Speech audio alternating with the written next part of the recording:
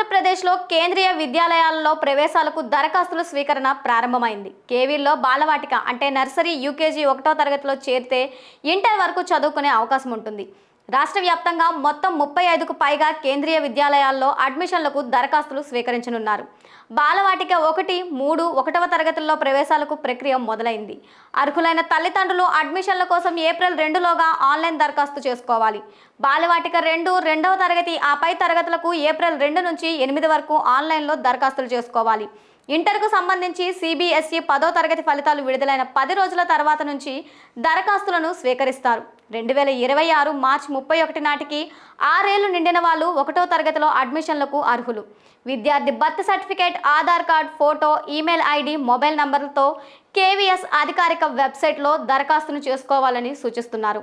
అడ్మిషన్లకు సంబంధించి ప్రత్యేకంగా కేటగిరీలు కూడా ఉంటాయి. కేవీఎస్ ఉద్యోగుల పిల్లలు, రక్షణ, పారామిలిటరీ పిల్లలు, స్పోర్ట్స్ అండ్ అవార్డ్స్ విన్నర్స్ పిల్లలు, కరోనా వల్ల తల్లిదండ్రులను కోల్పోయిన అనాథ పిల్లలకు అదనపు సీట్లు ఉంటాయి. తప్పుడు సమాచారం ఇస్తే అడ్మిషన్లు రద్దు చేస్తారు. అమరావతి ప్రాంతమైన ఉమ్మడి గుంటూరు జిల్లాలోని సత్తెనపల్లి, నల్లపాడు, తెనాలి, బాపట్ల సమీపంలోని సూర్యలంక, ఇర్లపాడు, నాదెండ్ల మండలాల్లో కేవీలు ఉన్నాయి. అలాగే వచ్చే అకాడమిక్ ఇయర్లో పల్నాడు జిల్లా నర్సారావుపేట, మాచర్లలో నూతన కేవీలు ప్రారంభం కానున్నాయి.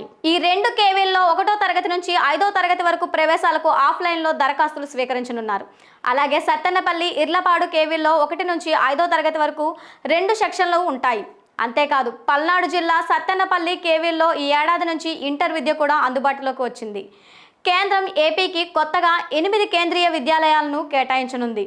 అనకాపల్లి, ఉమ్మడి కృష్ణా జిల్లాల్లోని నందిగామ, నూజివీడు, ఉమ్మడి గుంటూరు జిల్లాలోని తాళ్లపల్లె, రొంపిచెర్ల, చిత్తూరులోని వలసపల్లె, శ్రీ సత్యసాయి జిల్లాలో పాలసముద్రం, నంద్యాల జిల్లాలోని డోన్లలో కేంద్రీయ విద్యాలయాలు మంజూరయ్యాయి.